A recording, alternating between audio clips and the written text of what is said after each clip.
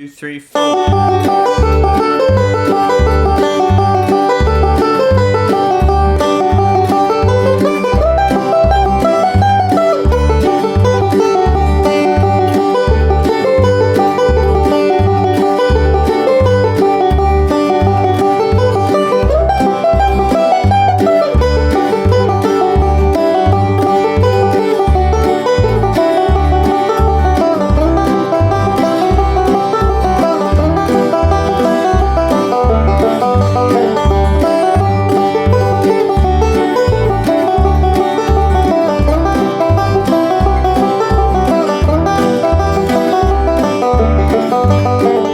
Out there in Banjo land, Mike Heading here, coming to you today with the tune Big Sciota, the classic fiddle tune in the key of G.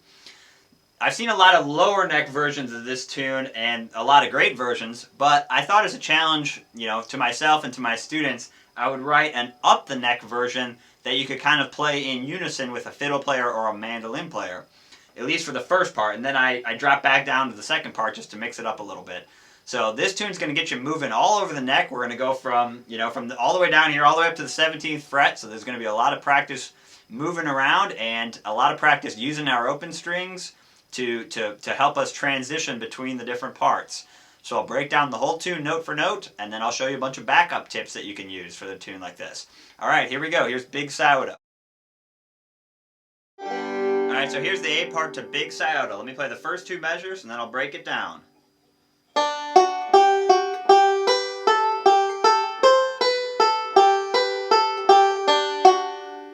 Okay, so we're starting up here. We're going to kind of use a position up here. We're going to be on the 11th fret of the 3rd string, 10th fret of the 2nd string, and then 9th fret of the 1st string. And I'm using my 3rd, 2nd, and 1st finger of my left hand. And we're going to be kind of taking on and off those fingers, so be prepared for that.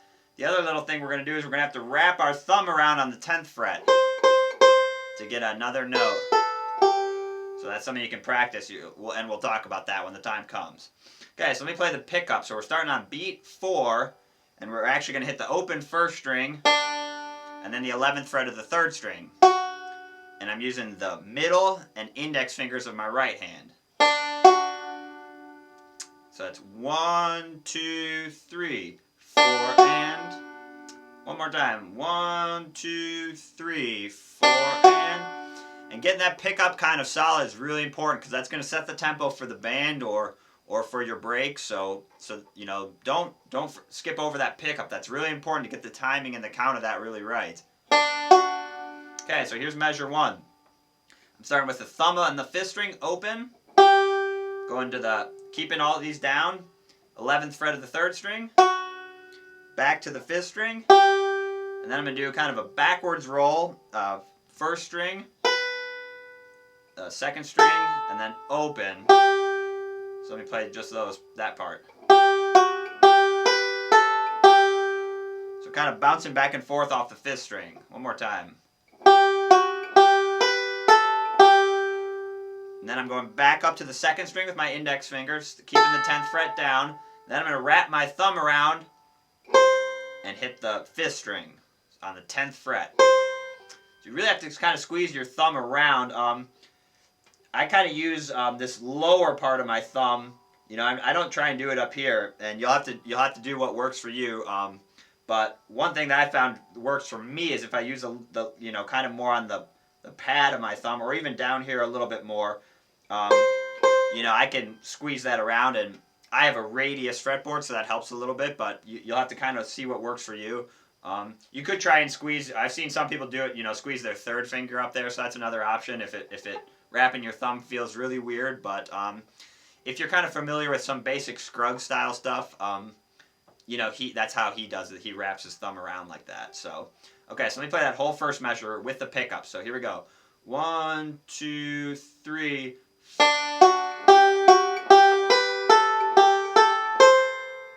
So it's not really a particular roll we're doing. It's just whatever notes we need to play with our right hand to get the melody to come out. One more time.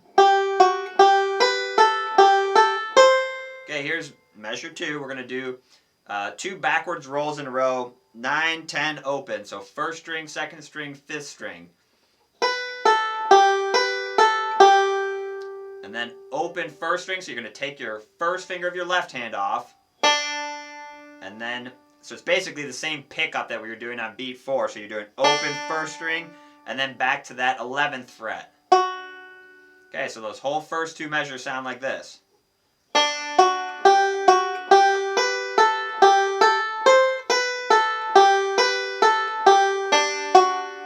So not too hard. You just wrap your thumb around and then take it off, and then, you know, let me do measure 2 on its own one more time. So the other advice I have is, you know, keep your wrist out a little bit like this. I'm kind of exaggerating to show you, but, you know, one thing I see a lot of beginners do is they have the tendency to kind of bend their wrist back like this, and, you know, even just holding it there for a second like that, it feels painful. So, you know, I can't even imagine holding it through a whole song like that, you know. It's immediately going to tense everything up if you bend backwards like that. So really resist the urge. You know, it might feel at first that it feels easier to get some of those notes down like that, but, you know, kind of keep your hand out. It'll pay off, I think, long term, and you'll get more clarity of your notes. So that's what I'd recommend. You know, because if you go back like this, it's really easy to kind of mute that first string especially. Okay, so this is beat 4 of measure 2. We're doing that same pickup, open first string, and then the 11th fret, and then we're back to that same, you know, measure 4 and 5 are the same, or measure 4 is exactly the same. Measure 5 is just a little bit different. So let me play measure 4. And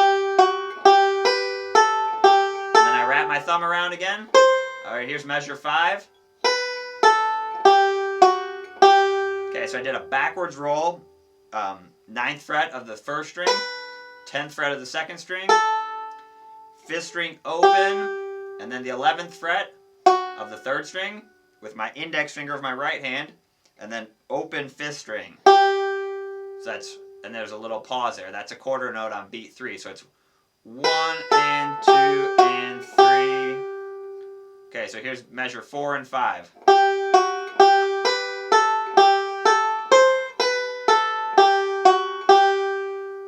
That's a good little practice in the key of G. So this is good position practice. There's a whole bunch of songs that work out of this position. Okay, then I'm doing that same pickup, and then thumb on the 5th string. Let me play this next part, and then I'll break it down. So.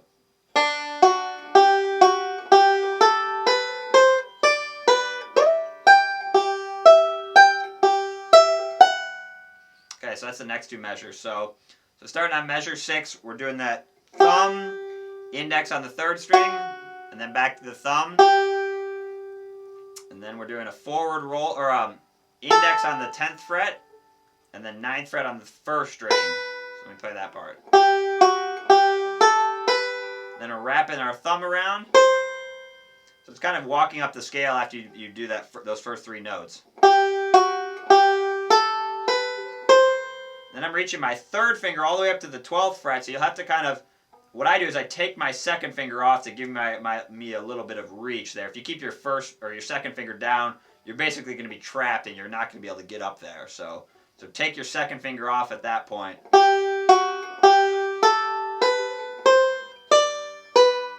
So I reached all the way up to the 12th fret of the 1st string with my 3rd finger, and then I brought my 2nd finger down to the 12th fret of the 2nd string, and I did a middle index with my right hand. Let me play that part a few times. That's a little bit of a stretch, but I think you'll be able to get it.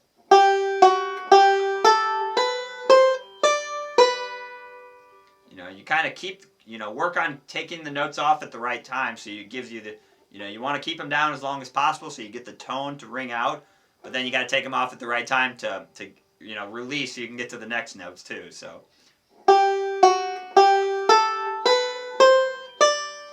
Okay, right here we're going into a C chord, so I kind of just take my 2nd finger and I kind of slide it up, and we're going to slide all the way up to the 17th fret. So this is kind of an implied slide. You can start at the 13th fret or even at the 12th fret and just kind of start sliding.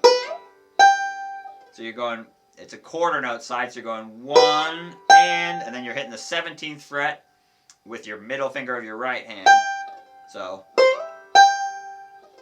let me play that whole part. So it's.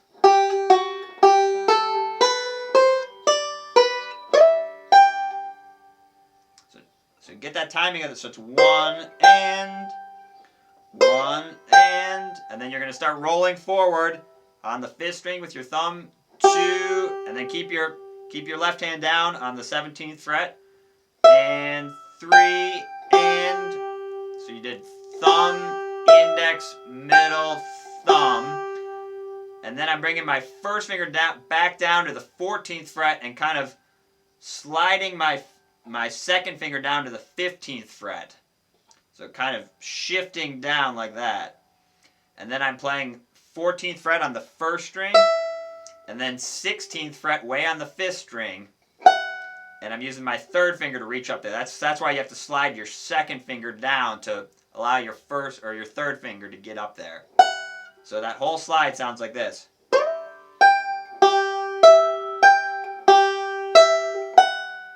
And notice I put a thumb open 5th string right before that to buy you a little bit of time to make that shift. I had to do that, otherwise I wasn't going to be able to make the shift. So you slide up there, 1 and 2 and 3, 5th string open, and 4 and, so that buys you that time to do that. One more time.